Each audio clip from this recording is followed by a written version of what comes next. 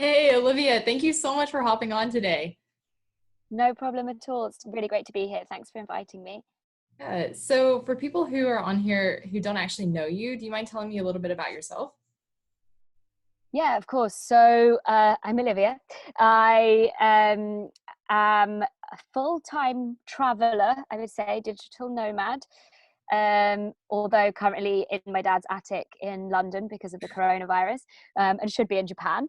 Um, I left my job in August last year, so I don't know how long ago that is, 8, 9 months ago, to travel the world with my boyfriend. Yeah, and we should have been, yeah, like I said, in Japan right now, and we would have been coming back to London in December, but here we are. Well, hopefully you'll be able to travel again soon. Hopefully. Yeah, that's the plan. That's the plan. That's so cool that you just like quit your job and just decided to go travel. Like, what inspired that? I guess a few things, but the main, we both like graduated from university around 2011. I myself got myself an internship in a company that I just couldn't turn it down, and I'd kind of always wanted to travel, but because I got this internship, um, it was like an offer I couldn't refuse. So I was like, okay, I'll do the internship and then I'll travel. And then internship turns into full-time job, turns into 9 years.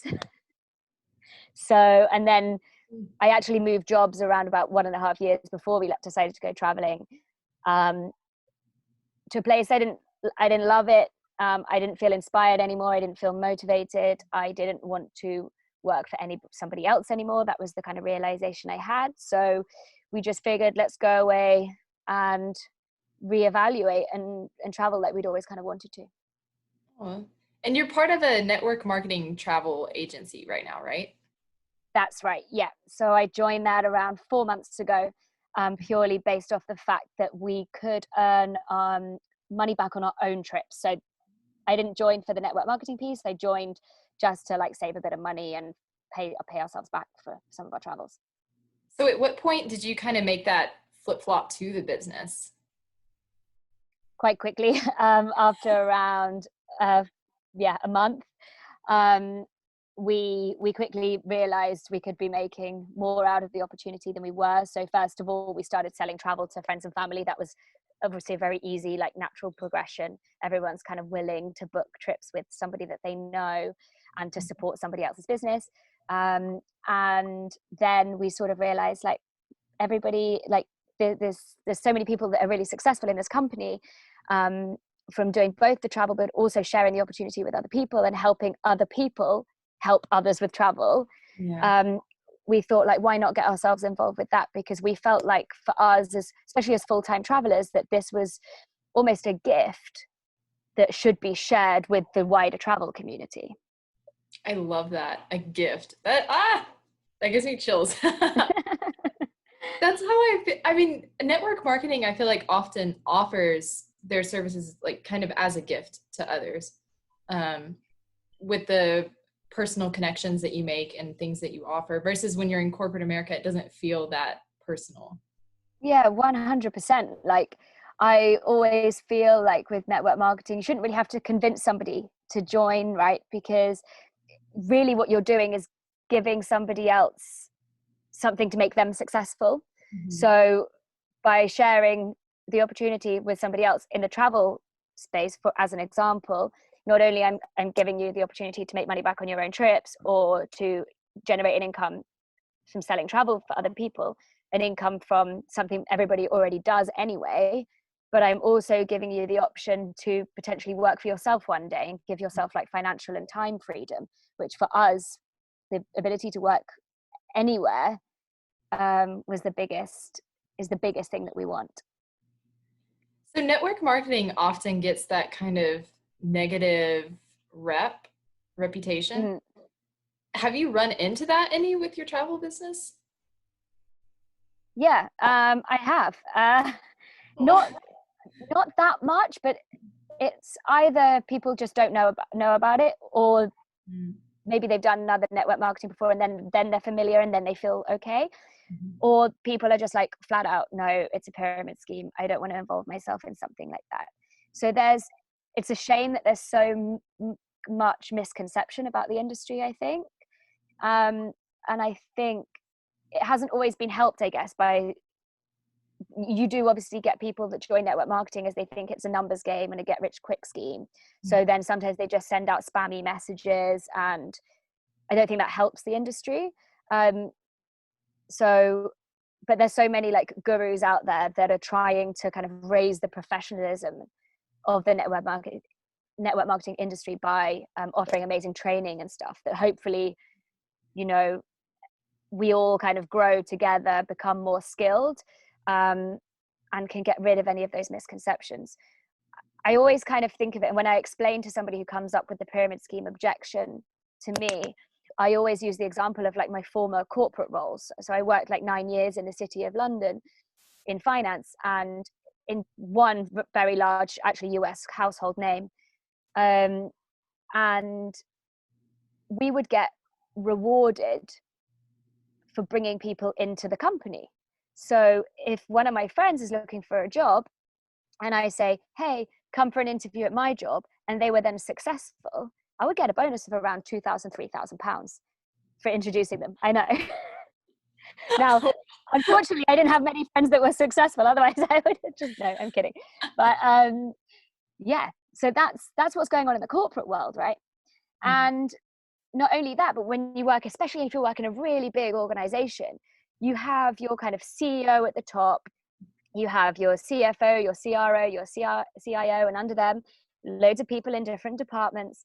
And the bonus structure is kind of mapped out to that, right? The guy at the top gets the biggest bonus, and the guys at the bottom get the smaller bonuses. Now, I'm not saying that the CEOs don't deserve a bigger bonus than the people at lower down in the company. For sure, they bear a lot of risk. They have to represent their company. It's a very stressful and time-consuming job. But I don't know if their bonuses should be like 1,000 times the size of people underneath them in the organization, which is quite often where they are.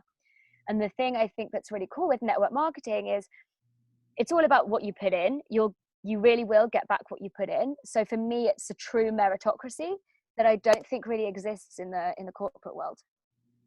Yeah. There's room for others at the top of a network marketing company, I feel like. Exactly. Yeah. And I think everybody, and it kind of goes back to what you were saying about like having a community. That's one of the amazing things about network marketing, and everybody celebrates each other's achievements together. So it's not like I was working in sales, and so it was like a very competitive environment. Like, well, if you're succeeding, then somebody else doesn't want you to succeed because you're all sort of going after the same patch, and it was all a bit like very just new business, very hungry, and not particularly nice sometimes. Whereas in network marketing, everybody just wants everybody to win. Yeah. And I think that's what's really nice about it. And like, I've been doing it for 4 or 5 months, and I've already met like a handful of people that I think will be friends for life. Oh, I love that so much about network marketing. Yeah, it's really, really cool. So, and I've never met any of them in person either. It's all like virtual relationships. Yeah. Yeah. Wait, so you said you worked in sales for a while. Yeah. What kind of skills did you learn working sales that you feel like helped translate to network marketing? In a way, actually, I don't know if working in sales helped as such, because I think one of my biggest mistakes was coming into network marketing thinking, oh, this is sales. I've worked in sales for 10 years. I know what I'm doing. I'll be fine. And actually, I think whilst you're selling something to a point, you're really giving somebody this gift of,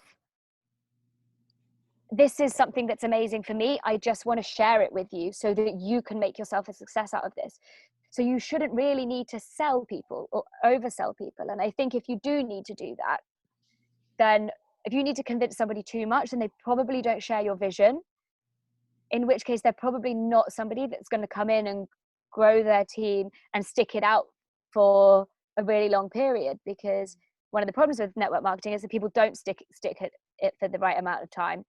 So after 2-3 months, they haven't become millionaires overnight, and they and they quit. So you really want to have people working beside you that share your vision.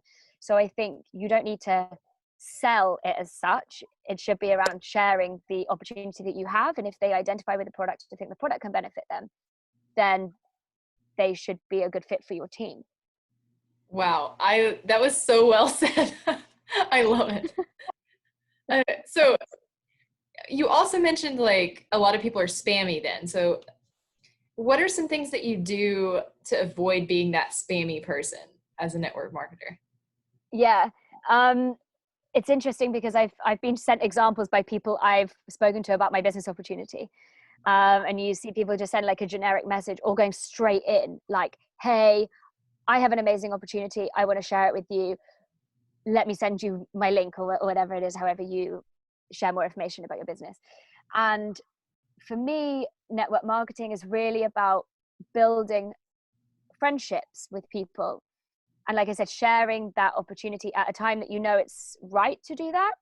Um, and really understanding the person. So I'd never talk about my business until I feel like it's appropriate to do it. And I'm also like really into this attraction marketing. So putting out, you know, content to do with travel and to do with my travel business as well, so that people will find value in the stuff I share and be attracted to me and want to work with me. So I do the prospecting and I do message people, but I also rely somewhat, or I'm starting to rely somewhat more on stuff I put out on social media to attract people to me, if that makes sense. Definitely. Do you get most of your prospects then through, say, Instagram or Facebook or something? Yeah, purely through Instagram and Facebook. I've actually not ever shared the opportunity, particularly with like close friends, family. For me, it's been trying to build my business through social media completely, which, you know, I've tried different things. I failed at some things. I mean, to start off with, like I was playing this numbers game. People said like, oh, it's fine, network marketing is a numbers game, which there's an element that you obviously need to speak to people to get them into your business. But I don't think it's fair to say that it's a numbers game. So I was like just messaging anyone I could find, like, hey, I see you've been on holiday before, therefore, like, you know, still doing the like, how are you, and trying to build like a relationship before I went in with the business, but not really like targeting the people appropriately, I would say. Yeah. So what's your like top tip for targeting? I guess. Top tip. Yeah, I don't know. it's really tricky. I find that I have the most successful conversations with people that I can relate to, or they relate to me. So I think that's the key thing, is like, and it's the same when you're building a social media strategy. You need to understand what your target audience is to build your content around that, right? So if you know that you relate to, or we relate to, other couples, travel full time or travel very, very frequently, then that's probably our initial target market as such. So it's about like, just figuring out like, who are you most relatable to, and building your content strategy to appeal to people like you. So when you find these people, do you mostly just kind of interact with their photos and things like that first, and then like maybe stories? Like, what do you have, like a system, or just kind of whatever feels right? Yeah, whatever feels right. It depends on the person. I do send messages to build relationships with people all the time. Some of those relationships have not turned into team members, but they've turned into friends, which has been also great. And yeah, I message the majority of people. Yeah. So what kind of things do you do to help build your team? Because in network marketing, we also have that aspect of leadership when we are building a team. Yeah. I try to absorb as much information about how to lead my team and coach my team from people that have been successful within network marketing before. I recently connected with an old friend of mine who ended up being like a 7-figure income earner within their first year. I know, and did that for like 3-4 years before taking and then doing something else and really building a business from scratch. So using kind of any relationships I have like that, I don't have many, but that's one specific example of somebody that was really able to help me and just provide advice on like, what are the best things to do? Like, how can I best help my team? And I also make sure that I engage with my team all the time. Like, I very much say again, like, I want to be friends with the people in my team. I want to not just have like, it's not about managing people at all. And I think that's where some people go wrong. I've seen already like where people tell people what to do. And that's just when you're starting a business for yourself and you feel like you're self-employed, you don't want somebody telling you what to do. So I think it's really important to be like open to support your team, and to provide them like knowledge that you've absorbed and that you found useful.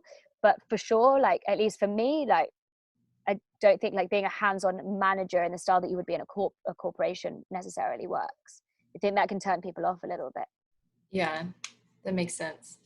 So if somebody is interested in maybe joining an MLM, Mm-hmm. what would you suggest they do? Yeah, I think that they need to be prepared that it's not a get rich quick scheme, right? You have to be prepared that it might take 1 year, 2 years. Even like, I think Eric Warrer said, and I heard the lady on your podcast a couple of weeks ago also just quote the same statistic. It can take 5 years for you to make your network marketing business exactly what you want it to be. Now, it's not going to take 5 years for you to start making like decent money. I think that you can probably do that within a year, 2 years, but the majority of people quit after 3 months, and that's, you should never go into it basically with the foresight that you're going to make decent money within the first 3 months, sorry. Yeah. But yeah, I think and then the other thing is like picking a product that they relate to. I think that's super important, right? You have to be passionate about the product you're in. I live and breathe travel. Like, I am a full-time traveler, therefore it makes 100% sense for me to be involved in this. You know, if you're passionate about beauty, you should go along that line. If you're passionate about, I don't know, vitamins and health and wellness, then, you know, there's so many different options for people in network marketing that you can, if you want to get into network marketing, you can definitely find something you're passionate about. Awesome. Thank you so much for all this information. Like, this was excellent. No problem at all. I think you cracked a lot of misconceptions, even about people who do believe in network marketing and they're entering it, like the stuff about sales and all of this about leadership and different things like that. You really tapped into a lot of misconceptions and kind of straightened them out. Cool. I'm glad. Yeah. So yeah, I think it's a difficult, like, there's so much information, you can almost like drown in information overload, and I definitely think that's something I struggle with. So even after just like a few months, you just start figuring certain things out, with things that work and the things that they don't work. So I'm glad it was helpful. well, if someone wants to get in touch with you to either learn more about how to make money with traveling, or maybe use some of your services or join your team, how do you want them to reach out to you? Yeah, either via Instagram or Facebook. So our Instagram handle is a.footintheexplore. That's cute. I don't know if it's a very good name. We did it ages ago, and it's our domain name and everything now. It's a play on a foot in the door. Yeah. I always wonder if people can actually figure that out. I know for English speakers it's probably easier. I wonder about people from other countries probably thinking, what is that? And then on Facebook, my name's Olivia Mitchell. There's quite a few of us, but yeah. Awesome. Thank you so much, and we'll be in touch.